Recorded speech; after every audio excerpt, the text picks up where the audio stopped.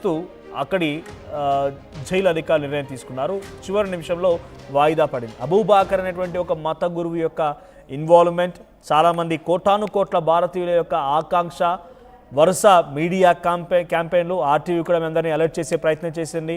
ఒక save Nimishapriya campaign కూడా మనం రన్ చేశాం. సో ఇవన్నిటి నేపథ్యంలో నిమిషప్రియకి ఆ మరణశిక్ష అయితే వాయిదా పడింది. కానీ ఒక అందరి పెద్ద ఎత్తున ఆశాభావం వ్యక్తం చేసిన ఒకే ఒక అంశం బ్లడ్ మనీ, దియా. సో దియా ద్వారా ఆ బాధిత కుటుంబానికి, అంటే ఆ తలాల్ కుటుంబానికి సుమారుగా 8.6 కోట్ల రూపాయలు అందజేసి ఆ తర్వాత ఆ విషయంలో నుంచి బయటపడాలి. క్షమాభిక్ష రూపంలో ఒకే ఒక అవకాశంగా ఉంటుంది. సో క్షమాభిక్షతో నిమిషప్రియ బయటికి వస్తుందని అంతా ఆశించాం. అది జరగబోతోంది. ఒక ఫ్రూట్ఫుల్ న్యూస్గా మనం అంతా భావించాం. కానీ ఆ కుటుంబం ఇప్పుడు అంగీకరించడం లేదట. క్షమాభిక్షకి ఒప్పుకోం, మాకు క్షమాభిక్ష వద్దు, మీ డబ్బులు వద్దు, మీరొద్దు అన్నట్టుగా ఆ కుటుంబం కొట్టిపారేస్తోందట. సుభాష్ చంద్రన్ కేఆర్ ఆయన కూడా చాలా తీవ్రంగా ప్రయత్నం చేస్తూనే ఉన్నారు. మన కేంద్ర ప్రభుత్వం కూడా తన తగ్గట్టి స్థాయిలో కేంద్ర ప్రభుత్వ విదేశాంగ మంత్రిత్వ శాఖ కూడా ప్రయత్నాలు ముమ్మరం చేసింది.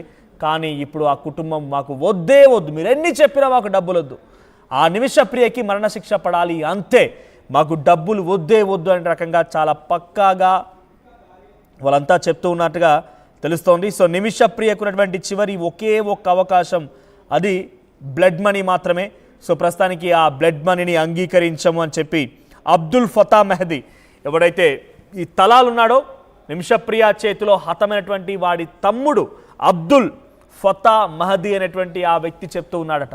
సో ఎట్టి పరిస్థితుల్లో బ్లడ్ మనీని యాక్సెప్ట్ చేయం అంటే మళ్ళీ మనం కొంత చింతించాల్సిన అవసరం ఉంది. డెఫినెట్గా నేను నిమిషప్రియకి మరణశిక్ష వాయిదా పడిందనగా అందరం సంబరాలు జరుపుకుని ఒక రకంగా చాలా ఎగ్జైటింగ్ న్యూస్, గుడ్ న్యూస్గా భావించాం. ఇది ఒక ఫ్రూట్ఫుల్ థింగ్గా మనం భావించాం. సో ఇది మళ్ళీ నెక్స్ట్ టైం కొంత మంచి అవకాశం ఉంది, మనం మళ్ళీ సమయం దొరికింది ఆ కుటుంబాన్ని అంగీకరింపజేయడం కోసం బ్లడ్ మనీని వారికి అందించి ఆ నష్టపరిహారాన్ని వారికి అప్పచెప్పి తిరిగి నిమిషప్రియని కాపాడుకోవడం కోసం అన్ని రకాలుగా మనకి అవకాశం ఉందని మనం అంతా భావించాం. కానీ ఆ కుటుంబం ఎట్టి పరిస్థితుల్లో మాకు డబ్బులు వద్దు అనే విషయాన్ని చాలా నిక్కచ్చిగా చెప్తోందట. ఏకంగా మనం నిన్న చెప్పినటువంటి వార్తా కథనాలు, ఇంటర్నేషనల్ మీడియా కథనాలు ఏం చెప్పాయంటే ఆ కుటుంబం కంపెన్సేషన్ని యాక్సెప్ట్ చేస్తుంది, నిమిషప్రియకి క్షమాభిక్ష పెడతారు, షరియా లా ప్రకారంగా పారడౌన్ అంటే తనని క్షమాభిక్ష పెట్టి వదిలేస్తారని రకంగా అంతా ఆశించాం. కానీ ఆ కుటుంబం ఇప్పుడు ఒప్పుకోవడం లేదు. అబ్దుల్ ఫతా మెహదీ అనేటువంటి ఆ తలాల్ సోదరుడు ఈ విషయాన్ని చాలా బహిరంగంగా ప్రకటించాడు. అంతకంటే ముందు ఇంట్రెస్టింగ్గా 2017లో ఒకసారి తనకు మరణశిక్ష పడిన తర్వాత ఏడాది క్రితం బహుశా 2024 సెప్టెంబర్ అక్టోబర్ ఆ సమయంలో ఆ కుటుంబం ఒకసారి ఓకే అందట. ఆ కుటుంబం ఓకే అంది. కానీ అప్పుడు అడ్వకేట్ అక్కడ ఏమన్ నేషనలిస్ట్ అయినటువంటి అమీర్ అక్బర్ అనేటువంటి ఒక అడ్వకేట్ ఉండేవాడు. ఎగ్జాక్ట్గా నాకు పేరు గుర్తులేదు, బట్ అక్బర్ ఆర్ అమీర్.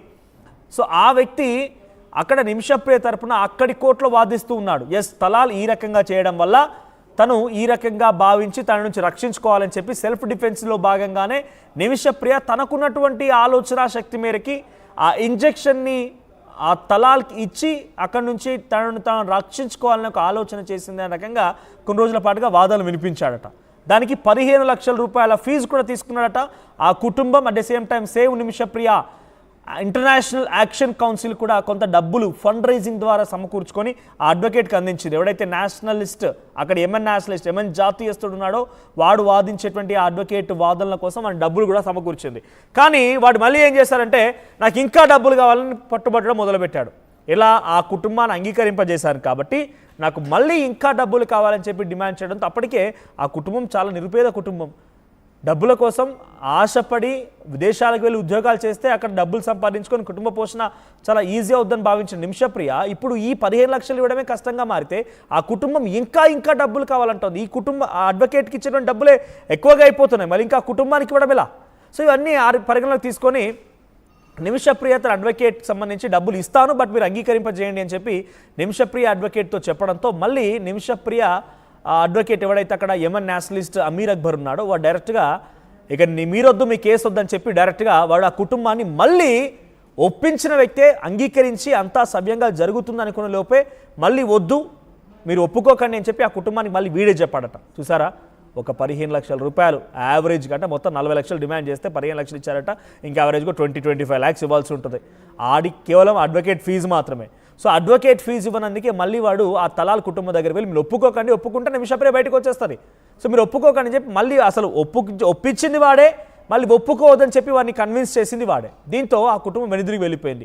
ఇప్పుడు ఎన్ని కోట్లు ఇస్తానన్నా వద్దంటోంది. ఏకంగా 8 కోట్లు ఇవ్వడం కోసం కూడా మన ప్రభుత్వాలు కానివ్వండి, మన కేంద్ర ప్రభుత్వం at the same time crowd funding రూపంలో కూడా నిమిషప్రియకు సంబంధించి ఆ స్థాయిలో డబ్బులు అందజేసే ప్రయత్నం చాలామంది చేశారు. కానీ ఇప్పుడు 8 కోట్ల రూపాయలు ఇచ్చినా కూడా కుటుంబం నాకు వద్దనంటుందట. తలాల కుటుంబం వద్దు, నాకు డబ్బులు వద్దు, ఇప్పుడు ఇక నాకు కావాల్సిన నిమిషప్రియ మరణశిక్ష మాత్రమే, దాన్ని ఉరి తీయడం మాత్రమే కావాలి, ఉరిశిక్ష మాత్రమే కావాలి, నాకు డబ్బులు వద్దని రకంగా చాలా కరాకచ్చిగా ఆ కుటుంబం చెప్తోంది. ఏకంగా బహిరంగంగానే తలాల్ మహదీ తమ్ముడు అబ్దుల్ ఫతా ఈ విషయాన్ని వెల్లడిస్తున్నాడట. ఇందుకే మీకు ఎప్పటికప్పుడు నిమిషప్రియ అప్డేట్స్ అందిస్తున్న నేపథ్యంలో ఇప్పుడు మరొకసారి డెఫినెట్గా భారతదేశం అంతా చింతించాల్సినటువంటి ఒక వార్తనే నేను మీకు ముందుంచే ప్రయత్నం చేస్తున్నాను. నిమిషప్రియకి అన్ని దారులు మూసుకుపోయి వాయిదా పడడంతో కొంత ఆశలు చిగురించాయి. నిమిషప్రియ ఉన్నటువంటి ఒకే ఒక్క అవకాశం బ్లడ్ మనీ. ఆ బ్లడ్ మనీ ద్వారా తను బయటపడుతుందని అంతా భావించాం. కానీ ఇప్పుడు ఆ బ్లడ్ మనీ ఎటువంటి ఉపయోగం లేకుండా పోయింది. మళ్ళీ తనకి మరణశిక్ష ఖాయంగా కనబడుతోంది. నిమిషప్రియకి అన్ని దారులు మూసుకుపోయాయి. ఇంతకీ నిమిషప్రియకు సంబంధించి మీరు కామెంట్స్ చేయండి. బికాజ్ నేను ప్రతిసారి కూడా మీకు ఈ వార్త అందించడంలో నా ఒకే ఒక్క ఉద్దేశం, మన భారతీయులు ఇలా తెలిసి తెలియక మనతో దౌత్యపరమైనటువంటి సంబంధాలు లేనటువంటి దేశాల్లోకి వెళ్ళిపోయి అక్కడటువంటి చట్టాలలో ఉన్నటువంటి ఆ అంశాలని తెలిసి తెలియక కొంత ఇబ్బందులు పడిపోయి అక్కడే చాలామంది ఇంకా కూడా వెట్టి చాకరీ చేస్తున్నారు. ఒకసారి మరి తెలుగు రాష్ట్రాల నుంచి గల్ఫ్ బాధితులు అంటుంటారు చూసారా, గల్ఫ్ బాధితులు అంటే ఎవరో కాదు, ఇక్కడి నుంచి వెళ్ళిపోయి అక్కడ ఏమో ఆశించి డబ్బులు సంపాదించుకొని తన కుటుంబ పోషణ కోసం ఉండాలన్నటువంటి ఆ వ్యక్తులు మొత్తం కూడా ఒక్కసారిగా ఇబ్బంది పడిపోయి అక్కడ వెళ్ళిన తర్వాత వీసాలు, పాస్పోర్ట్లు అక్కడ ఉన్నటువంటి దొంగలు లాక్కొని అక్కడ ఉన్నటువంటి గల్ఫ్ ఉన్నటువంటి ఏజెంట్లు కానివ్వండి అక్కడ ఉన్న వ్యక్తులు లాక్కొని వీరిని కూడా ఊరికనే బయటపడేస్తూ ఉంటారు, వీళ్ళతో వెట్టి చాకరీ చేయిస్తూ ఉంటారు. అందుకే ఆ ఉద్దేశంలో భాగంగా నిమిషప్రియ అంశాన్ని మీకు పదే చెప్పడం జరుగుతుంది ఆర్టీవీ. సో ఒకసారి మీరు కామెంట్ చేయండి, మీ కామెంట్స్ నేను చదువుతాను. ఒకసారి మళ్ళీ నిమిషప్రియకు సంబంధించి ఏం జరిగిందో కొత్తగా చూసేవారికి అర్థం కావాలి కాబట్టి, నిమిషప్రియ 2006లో తను నర్సింగ్ పూర్తి చేసిన తర్వాత సౌదీలో ఉద్యోగం చేయడం కోసం వెళ్ళాను. సౌదీలో ఉద్యోగం చేసిన తర్వాత తిరిగి 2008లో మళ్ళీ ఇండియాకు వచ్చింది. సో 2006లో తనకు వివాహం అయింది. 2007, 2008 రెండేళ్ల పాటుగా అక్కడే ఉండిపోయింది. తను ఇక్కడ ఉండగానే ఇక్కడికి వచ్చిన తర్వాత కూతురు పుట్టింది. కూతుర్ని భర్త తల్లి దగ్గర వదిలేసి మళ్ళీ ఈసారి సౌదీ కాకుండా యెమెన్కి వెళ్ళింది. యెమెన్కి వెళ్ళిన తర్వాత కొన్ని రోజుల పాటు అక్కడ ఉద్యోగం చేసింది. ఆ తర్వాత ఇక్కడ కనిపించే ఫోటోలో వ్యక్తి తలాల్. సో తలాల్ సహాయంతో ఒక క్లినిక్ని ఓపెన్ చేసింది. తలాల్ ముందుగా సహాయం చేసినట్టుగానే చేసి మొత్తం తనపైన ఆ లీగల్ డాక్యుమెంట్స్ అన్నీ కూడా తలాలే ఒక రకంగా క్లినిక్కి ఓనర్, కానీ నిమిషప్రియ అందులో పనిచేసే వ్యక్తి మాత్రమే, కానీ పేరుకు మాత్రమే పార్ట్నర్స్. ఆ తర్వాత కొన్ని రోజుల పాటుకి ఇలా బాగానే సాగినప్పటికీ 2015-14 ఆ సంవత్సరానికి వచ్చేసరికి నిమిషప్రియ పూర్తిగా తలాల్ చేత అనేక రకాలుగా బాధించబడింది. తలాల్ ఏకంగా నిమిషప్రియకి మత్తు మందులు ఇచ్చి అనేక సార్లు తనపై లైంగికంగా దాడికి పాల్పడ్డాడు, అనేక సార్లు అత్యాచారాలు చేశాడు. ఏకంగా నా భార్యగా ఉండిపో అంటూ కూడా నిమిషప్రియని వేధిస్తూ ఉండేవాడు, తనని ఇబ్బందులకు గురి చేస్తూ ఉండేవాడు, రకరకాలుగా హింసిస్తూ ఉండేవాడు. ఈ నేపథ్యంలో 2017లో తన పాస్పోర్ట్ని అన్నిటి మొత్తం దాచేసుకొని తన ఇబ్బందులకు గురి చేస్తున్న విషయాన్ని నిమిషప్రియ గ్రహించి తనకున్నటువంటి ఆలోచన మేరకి తలాల్ నుంచి బయటపడాలని చెప్పి ఒక మత్తు ఇంజెక్షన్ ఇచ్చాడు. మత్తులో కూరికిపోతుండగా నేను అక్కడి నుంచి జంప్ అయిపోవచ్చు అని ఒక ఆలోచన చేసింది. అంతలోనే అది కాస్త ఓవర్ డోస్గా మారిపోయి తలాల్ హతమయ్యాడు, తలాల్ మరణించాడు.